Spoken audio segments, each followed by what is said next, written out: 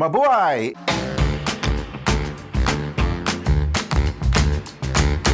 Happy Filipino Heritage Month to all our viewers.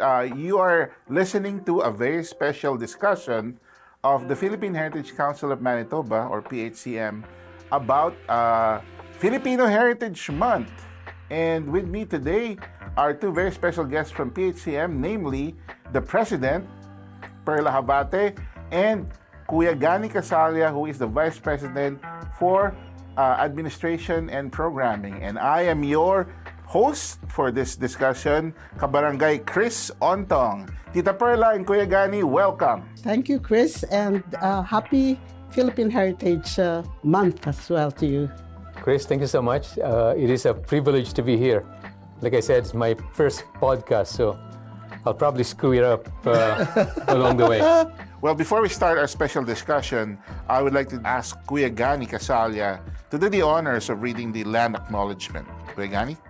So we would like to acknowledge that we are in the territory of Anishinaabe, Cree, Oji-Cree, Dakota, and Dani peoples, and the birthplace and homeland of the Red River Métis Nation. And I understand that PHCM has been very busy this past week. You just launched Filipino Heritage Month with a flag raising over at the PCCM. Is that correct? Yes, and it was well attended.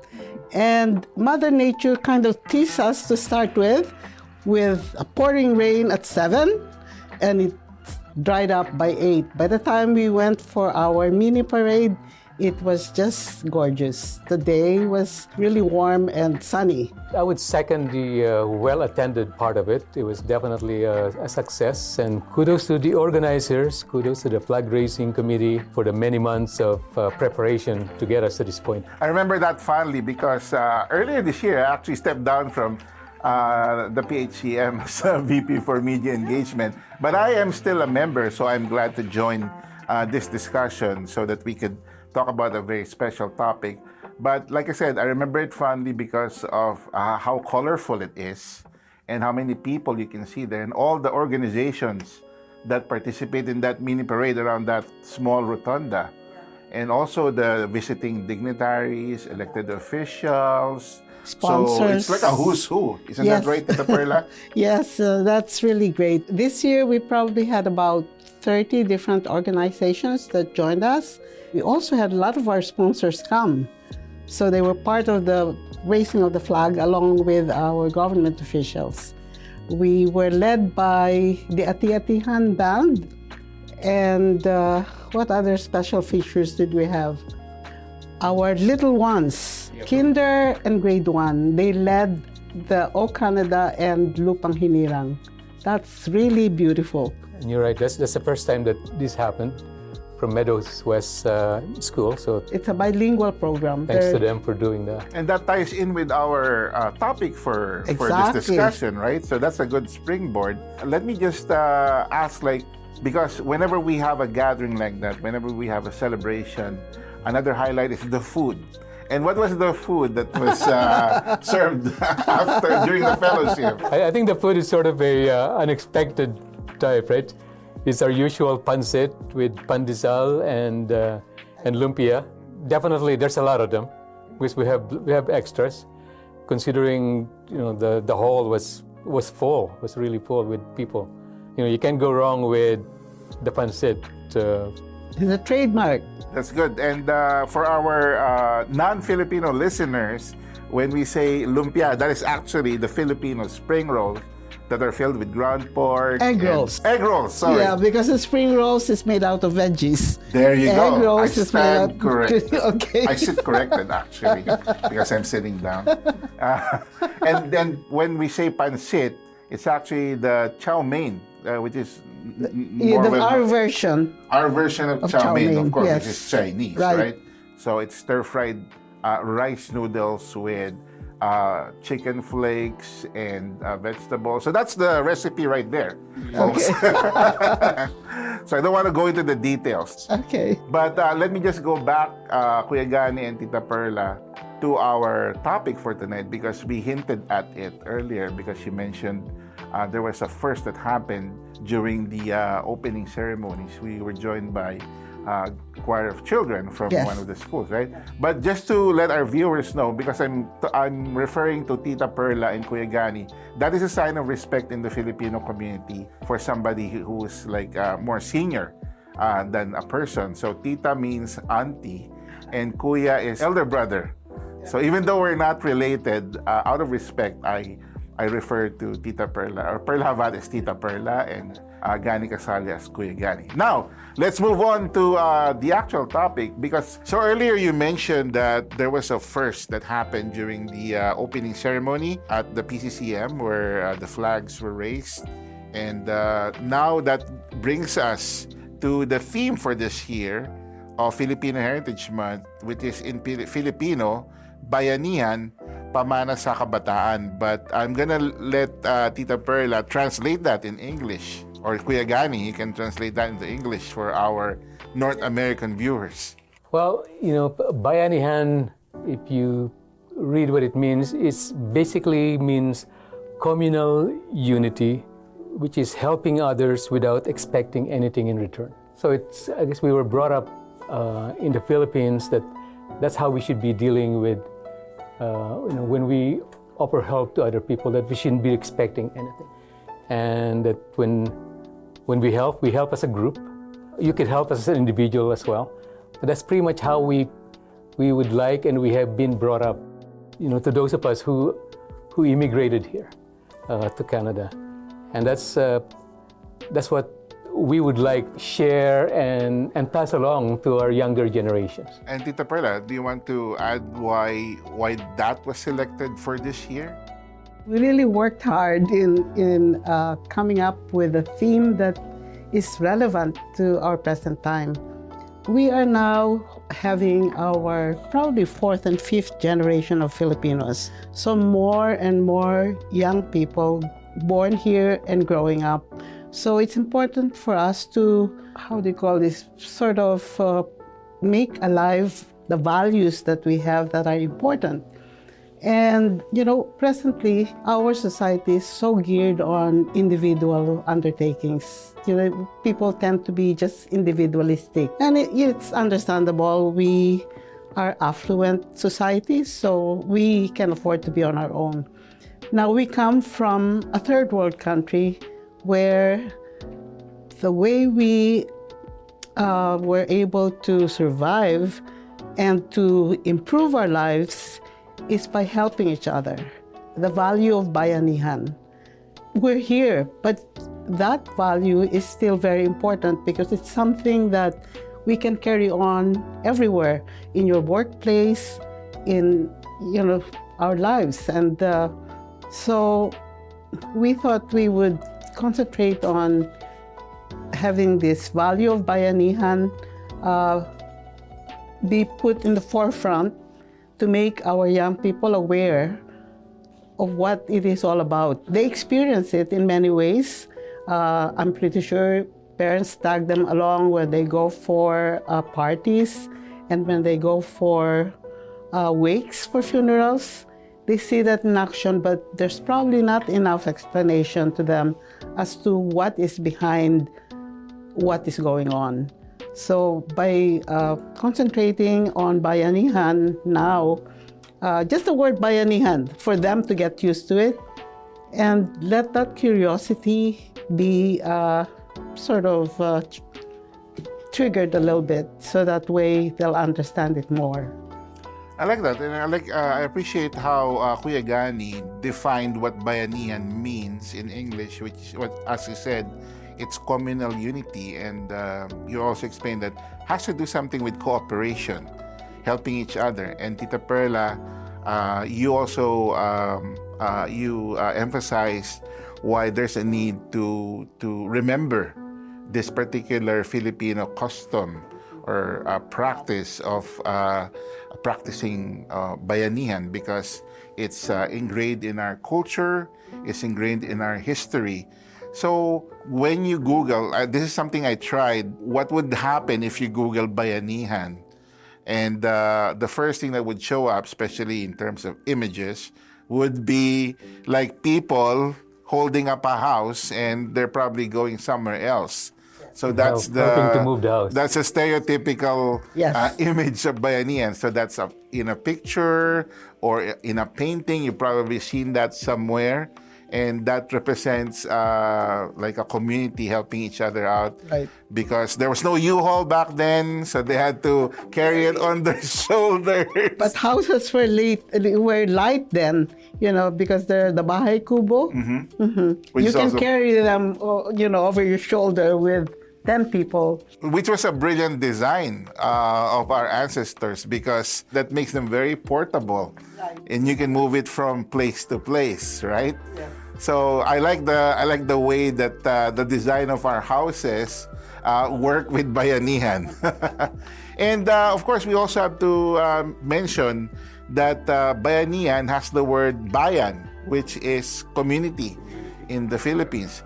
But then, Bayanihan also contains the word bayani, which in the Philippines means hero. Heroes, yes. So in a way, when you help each other out and you have the courage to make a commitment, you can argue that that's something heroic, right? Yes, That's, for sure. That's interesting. Yes. Yeah. And you don't, like you said, Kuya Gani, you don't expect anything in return. That's what heroes do. Yes. You do things for others without expecting anything in return. So that is the essence of heroism. So that's one of the probably centerpiece traditions or customs of our That's true. culture, right? Yes.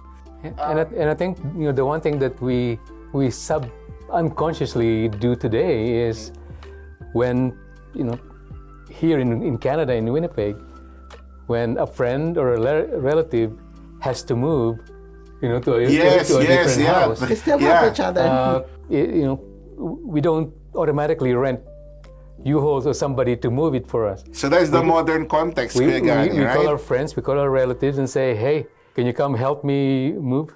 For sure they would come and, help you without expecting anything. I think we've all experienced that. I don't know about you, Tita Pearl. Have you Oh, experienced yeah. that as When well? I was new, I moved quite a bit. And all I had to do was call my friends. And, they put things in their car. And we're able to do that. And, with bigger furniture, of course, you end up, renting U-Haul now.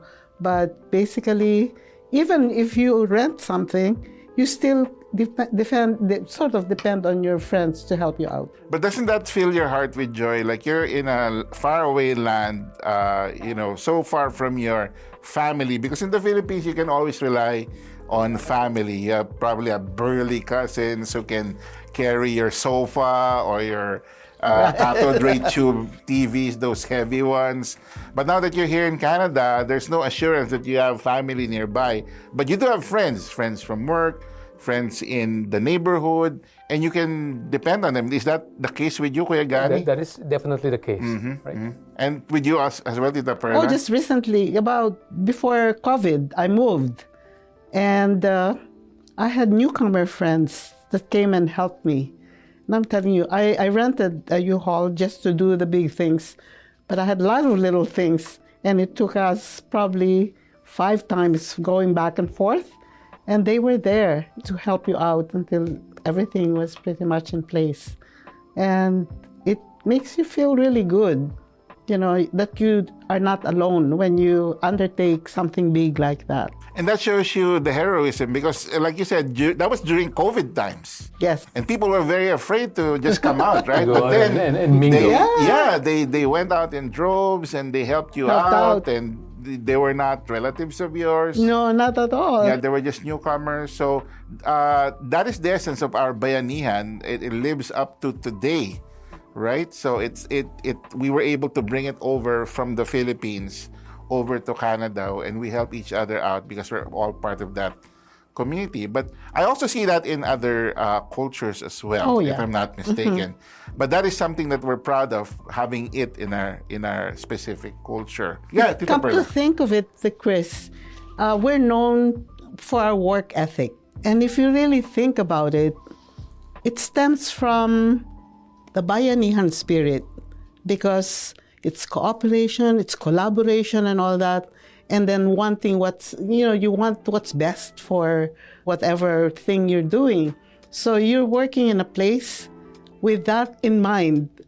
And so sometimes you don't count your hours, you don't even mind doing extra work when need to, because you just want a project accomplished. And the Bayanihan spirit, you can take it in all different aspects of life, and it helps you. It's very helpful. And that's why we want to pass it along to the next generation, because it's so important and it's essential to a community, especially if you want to move forward. And I don't want to forget that there's a very good example of Bayanihan. The one that we're having right now, Filipino Heritage Month, wherein PHCM is the lead organization for it. It's actually a collaborative effort among many different organizations. Maybe you can tell us more about that, Tita Perla and Kuya Gani. When Philippine Heritage Council was conceived, it was with the thought of bringing together all different organizations working toward a common goal. And what better goal can we have than working towards the promotion, maintenance, and preservation of our culture? And so true enough, as soon as the word got out, we had a lot of organizations that became members. The way we operate, we invite them, we coordinate the efforts, but then we allow them to do things independently. It's just helping them out, carry whatever project they choose to, because they're given the choice of what event they'd like to look after. And you know what? It just works beautifully. Especially this year, I can feel the vibrancy of these different organizations, their willingness to help out, and with joy. And that's the thing. That's the secret of this whole thing. Be part of Philippine heritage, and you can have fun, and at the same time working towards a goal that is very meaningful, because it's not just for us, the present time, but for generations to come. And I like that you pointed out that they're not participating out of obligation, but they're participating because they like to. It's a joy for them to join the celebration. Anything to add, Kuya Gani? Yeah, just to echo, I try not to call Pearl Tita Pearl. Okay. Because I'm almost as old as she is. That would be for another discussion about age. About age. That's good. But in the same context of, this year, having Bayanihan as the theme, I think we subconsciously have that in our head, and we have kind of used that as sort of our motivation, during preparation for the Heritage Month, during, participating in events. And we do it without being self-centered. We do it for the community. We don't do it for ourselves. And we do it for not just Filipino community, but also for the rest of the community in Manitoba, who's sometimes get lucky enough to see and observe what we're doing. Right? So I think that's, it gives us a lot of pride when we see that the events we have are successful. Like Pearl said, it's because of the different organizations that have joined the event, and it's not and I hope Pearl doesn't take this the wrong way. It's not about PHCM, right? It's about the Philippine community. So PHCM is only a part of it that helps organize and put these things together, and all the work is done by all the other organizations. So all the hard work is done by them. That's good. I mean, all the other participating organizations, I'm sure, would be glad to hear what you just said, Kuya Gani, because, yes, as you mentioned, not all of the activities for this month are led by PHCM. All of them are led by different organizations, That's actually. Right. We're just coordinating. We're not taking ownership for those events. It's our event. And that's one thing that we always point out. We're not, how do you call this? People usually sometimes ask why we don't have... You're not trying to own it, right? Yeah, like, how do you call that again? Like an umbrella organization. Yeah. We exist particularly just to maintain, preserve, and promote our culture. Okay, for that reason, we come together because individually they do things on their own. But what we would like is to bring them together, and you need somebody to facilitate that. And that's the role of PHCM. We also make sure that there's enough help financially to run those events. That's our role. So in a way, we enable them to do things. And then for skills on achieving their goals, we also assist them with that. And that is the essence of Bayanihan, because you have different organizations but moving as one. And it's all for the community, celebrating our culture and heritage. And probably at the top of my head, from my previous experience with PHCM, I can name a couple of organizations that are always participating here. One would be FMASI, Filipino Music and Arts Association of Canada Incorporated. Another one would be MAFTI, Manitoba Association of Filipino Teachers Incorporated. Quezonian. The Quezon. The big one. QPAM, Quezon Province Association of Manitoba. You have Quezon is a province in the Philippines. Another one would be PCCM, right? Yes. Philippine-Canadian Center of Manitoba. Anything that you would like to add? Magdaragat. Magdaragat, of course, the performing troupe, the well-known performing troupe. And even our religious group.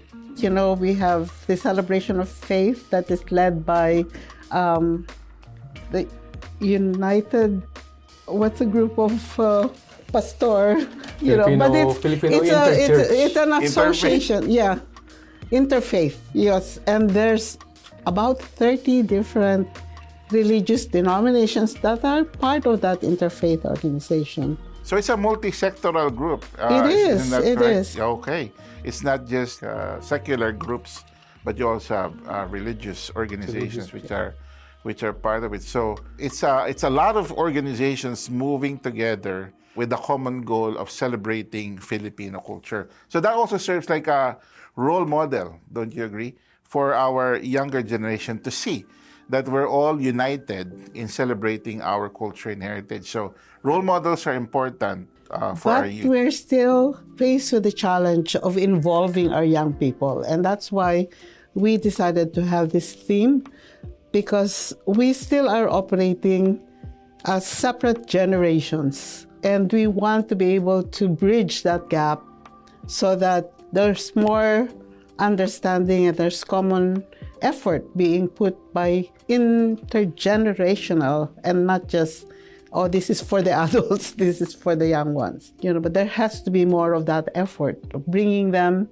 to the things that we do culturally so that growing up, they have that pride in their identity as Filipino-Canadians. I like that you brought that up, Tita Perla, because definitely there are barriers towards promoting or passing along this concept of Bayanihan. Like you said, there's that gap between the generations, which is not unique to us. Like, yes. In every culture, there's always that generational gap between the boomer generation, the baby boomers, the Gen X, Gen Y, Gen Z, millennial, and so forth.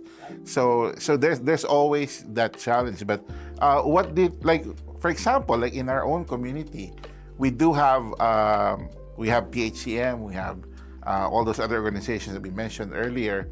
But then we also have these new ones which are led by the younger generation, like Cultivation Festival, FAMD, Food, Arts, Music, and Dance. So they're also doing their own thing, but they are also celebrating all those different aspects of Filipino culture, which is FAMD, Food, Arts, Music, and Dance, like I said. And also, if you look at the Manitoba Filipino Business Council, all of them are from the younger generation. They even have a dream for our community, having a district composed of all the different... a Filipino district, isn't that right? Yeah, a Filipino district. Isn't that beautiful? And they're moving forward to it. It's really exciting, and it's the work of the young people. But hopefully, eventually, it will be a collaborative work of the different generations, involving the older ones also. It's true that districts is for the younger generations and for the generations to come. But we still can help each other to do that. Right, and then just to characterize the this older generation and then the younger generation in our community, because we're a migrant community. So the older generation are mostly the first generation immigrants, right? Like myself, so I belong to that older community.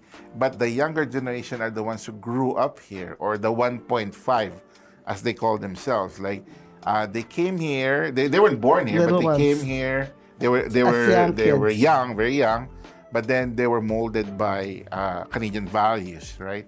So it's very different from Philippines. So it's a combination Right. of Filipino and Canadian values. But even though there is that intergenerational gap, which happens in every culture, I'm glad that you mentioned it, Pearl, that we still support them, and we're working towards collaborating with all those other new organizations in the future. Correct. And I, for one, still want to be able to bridge that gap by having to sit young generation and the older generation talk about common issues. Hopefully, there's more understanding there, because there's still gaps there. Growing up as Filipino-Canadian and the older generation, bringing more of the Filipino values and ways of doing things. It's amazing that growing up, guided by their parents, still they manage to come up with different cultures. And young people sometimes have to adjust to this bicultural nature of them. They act a certain way with the older generation, and when they're out in Canadian society, they behave differently. As young as a little kid, right away, as soon as they start school, when they're at home, they're helpless. Everything is done by their parents. But when they're in school, they're forced to do things on their own, like putting their own coats, kindergarten, putting their own coats and their own boots. But when they're at home, the lolo and lola will be helping them put their coats on and all that. So that difference in the way they behave in the two cultures is something that can be clarified to them. And even parents being encourage their children to eat Philippine food, for instance, by explaining what it is all about. Because it's not, I don't like this, I only like this. There has to be a merging of the two cultures somehow. And it takes some effort to really do that, so that they grow up appreciating the culture. A lot of our young people who are allowed to grow up just the way it is, okay, you adjust to the cultural things, but you're at home, you're Filipino. When they grow up, these children will be wondering how to get back to their culture. How do they Rediscover. they rediscover their identity. Yeah. I have something to add to that, Perla, but thank you for sharing that insight. Let me move on to Kuya Gani, who I think has something to add to the discussion. Kuya Gani, go ahead. Yeah, so I guess our discussion is around positive role models in the company, in the community. So it is here in Canada, it is not as straightforward, to become that role model. For us who came here as adults, we grew up in the environment where, Bayanihan is sort of the way of life. Especially for us who really were not quite well off when we were back home. Most of us were poor. I was a son of a farmer, who grew up in the farm. So you see some of the hardships that maybe some people, did not see. Before you proceed, Kuya Gani, this is news to me, because I never knew that you grew up in a farm. I thought you were well off. Hey, we had water buffaloes. That. Oh, really? Oh, wow. Yeah. So growing up like that, the Bayanihan, helping others and you being helped, sort of again is the way of life, right? What is your province in the Philippines, Kuya Gani?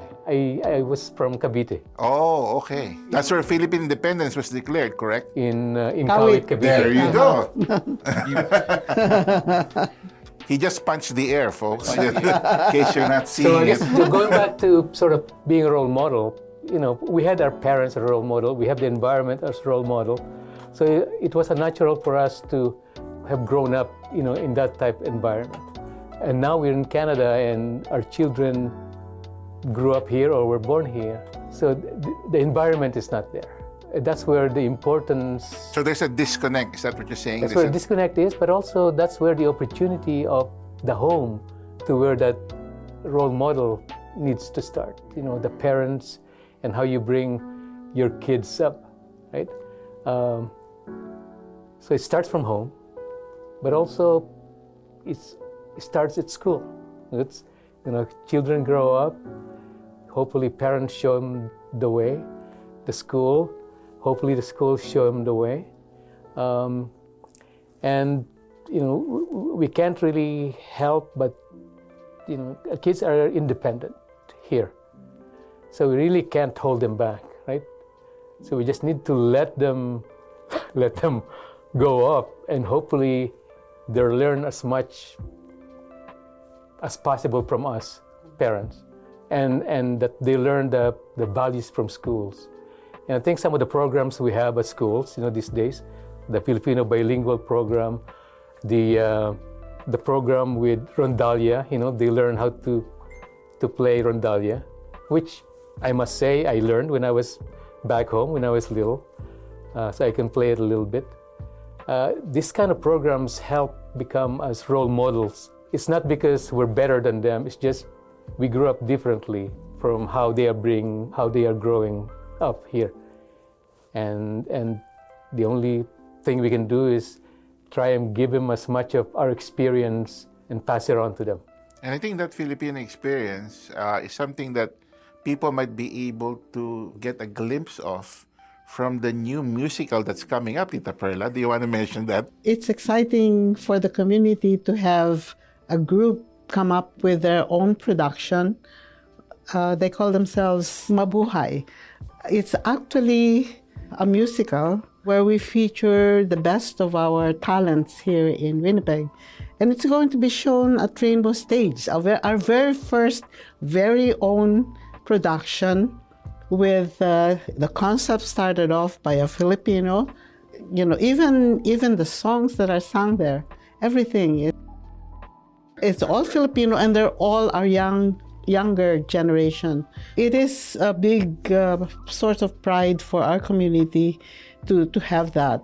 It's 6 years in where they worked on it, with the Rainbow Stage in the making, and now they're ready to show it. And you know what?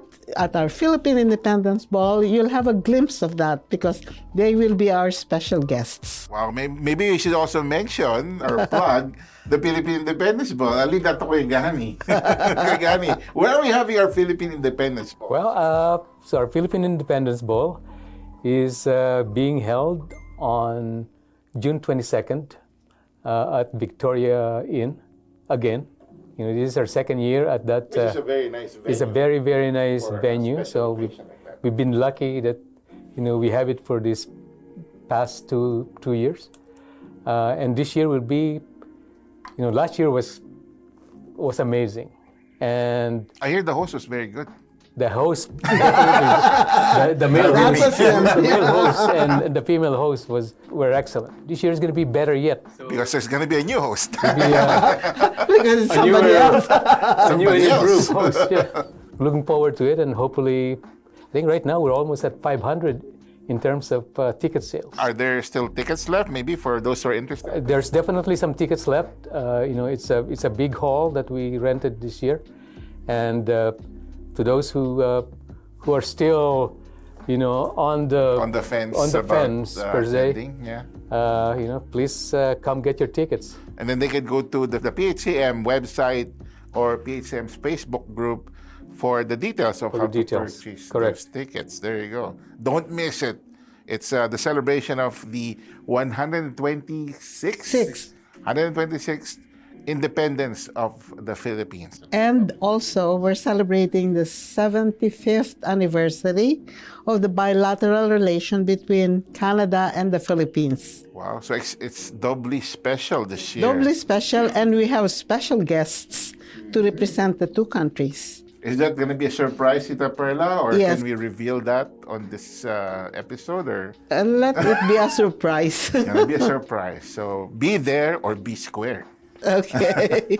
No, we have a lot of special surprises for this year, and we're really happy with it. And one of those surprises will be a dance number from me. Oh, that's just a joke. I like it that you brought up this bilingual program of MAFTI, which is a member organization of PHCM, because that's one way of rediscovering our culture and heritage, going back to our language, don't you think? I'm really very happy that we're starting with a bilingual program, and it looks like it is sustainable. It's not like we're doing it for the first time.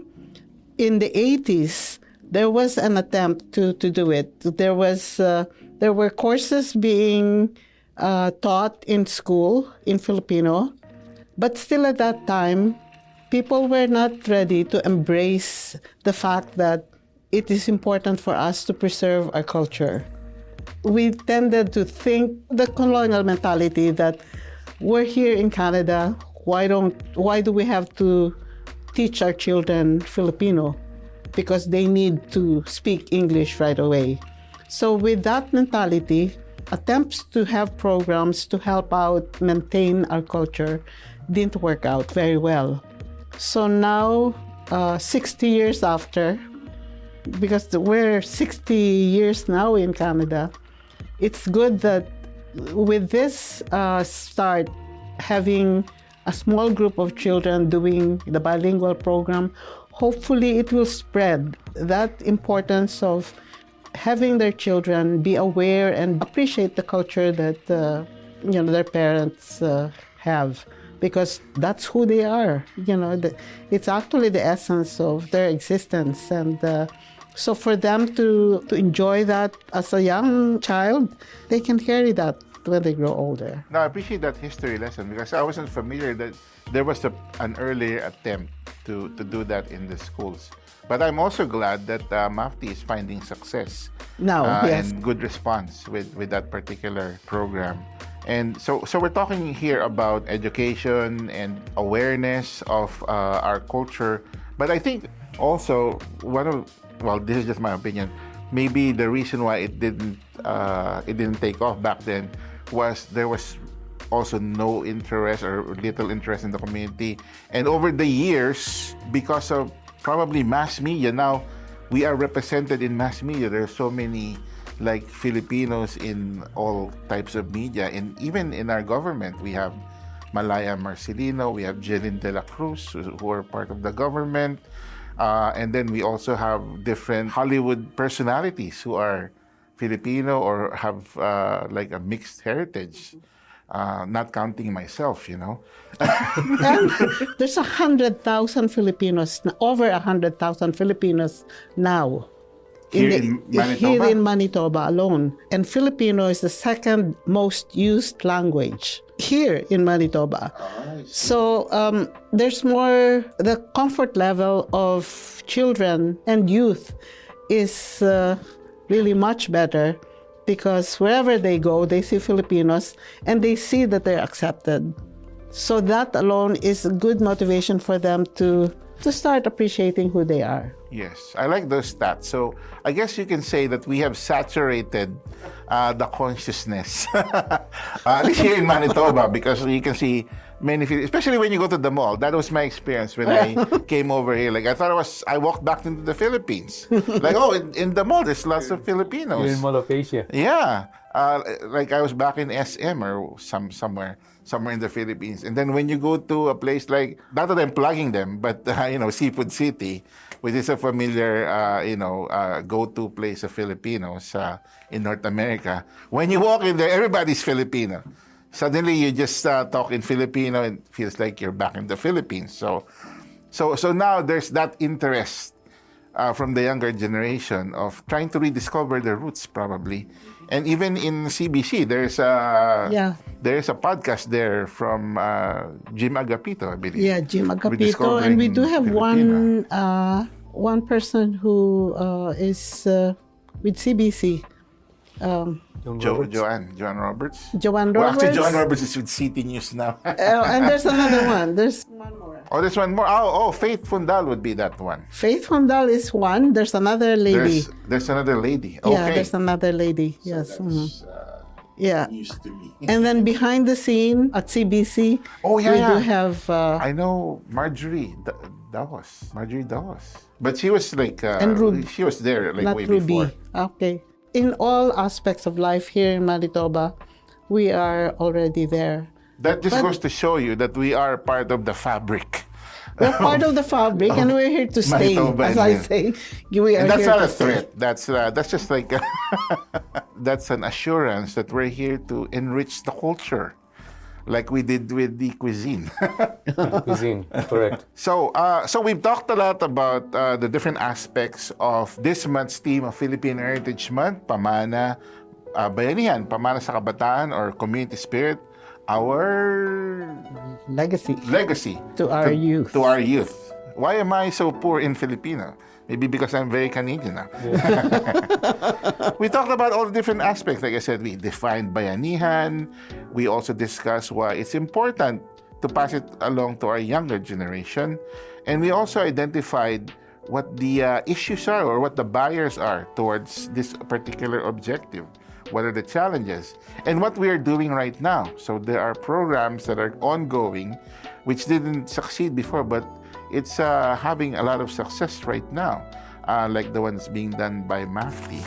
So now, as we look forward to the other celebrations for the rest of the month of June, I would like to wrap up our discussion and then leave some of the other topics for our next discussion. But let me start off with Kuya Gani. Kuya Gani, what would be, what kind of last thought would you leave our listeners for this particular discussion? Go ahead, sir. So I think we definitely have been successful in planning this year's heritage, but there's also a lot of opportunities for us. You know, the Bayanihan theme is something that came up from our earlier discussion with the PHCM organizations, which worked out really, really well, I believe. And I think it is something that, you know, we cannot forget for in the future. I think Bayanihan should always be part of future themes. Maybe not the word, but, you know, the philosophy or the principle of it. Because I think that if you use that word somewhere in the future, I think it'll help us, you know, have that spirit, persistent reminder. in our head that, hey, you know, we got to work together to make this successful and involve the youth. You know, we cannot stop. You know, there's going to be failures and challenges, but we need to keep getting them involved, either, you know, social media or programs at schools, or, you know, making them part of the events, because our events need to be able to relate to the youth. We cannot focus on our generation. You know, we cannot create events that will make our generation happy, because that's not what it's all about, right?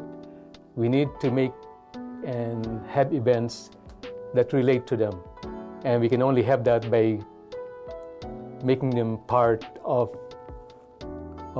the event planning and organizing and all that. In a few years, we won't be around, and we need them to carry on this legacy. So thank you. Thank you to you, Multicultural. This has been an experience for me. I look forward to, you know, future discussions in this topic or similar topics. And again, I invite the community to see and experience all the events that we have in the rest of June. So, thank you. And thank you as well, Kuya Gani, for wrapping that up, for summarizing that we do have challenges in this particular objective of passing along our legacy of Bayanihan. But we have to, like you said, we have to continue with the effort, and to do that, we have to make sure that our activities are relevant and resonate with the younger generation. I totally agree with that. And now we move on to Tita Perla Javate. Tita Perla. I'm really pleased with having this opportunity to have a podcast start off. I remember having had the podcast during COVID, but the relationship we have with you Multicultural is opening a door for us to continuously use this as a channel to hopefully educate and orient our community, not just the young people, but also our older generation, so that that missing piece of the communication between the two generations can be partially bridged by having podcasts like this, where we discuss important issues. So this becomes a really important and very significant addition to what we're doing now. And thank you so much for this opportunity. And for you, we're so excited for you, Manitoba. And I think it's open to all different cultures. And for you to open it to our Philippine community, thank you so much. And thank you, Kris, for this. Oh yes, thank you, Kris. The person behind the scene is always the most important one. Yeah. And I really appreciate your words there, and I have to not to second but to third the sentiment about appreciating you Multicultural for providing this platform for PHCM to share our celebration of Filipino heritage this month, especially with our theme, which is very important, which is communal unity. Our legacy to the youth, or Bayanihan, pamana sa ating kabataan. And just to let our non-Filipino friends know, PHCM exists not just to keep the Filipino community in a bubble, but to reach out to other communities. I want to mention about the multicultural picnic in the park. There you go, Tita Perla. Go ahead, you can do the honors. Okay, as a wind-up event, we have this picnic in the park for newcomers and for our multicultural communities. It's going to be held at the Sinubuan Park on June the 29th. This is a free event. There'll be food, there'll be entertainment, there'll be workshops, there'll be games. So I'm telling you, it's going to be a fun time to be with us. It starts at 12 until 4. So you're all welcome. It's free for everyone. And that is proof of what I was saying, that PHCM actually reaches out to the multicultural community of Manitoba. And we would like to welcome you in that event at the end of the month. All the events, actually. All the events, like are free. Perla said. Yeah, but that particular one is multicultural in nature. So everyone is welcome to join the festivities. And like I said, I'm very thankful for this opportunity to have this discussion on the U Multicultural platform. This has been your kabarangay Kris Ontong of barangaycanada.com, saying goodbye for now, saying farewell for now, and Happy Filipino Heritage Month. Paalam.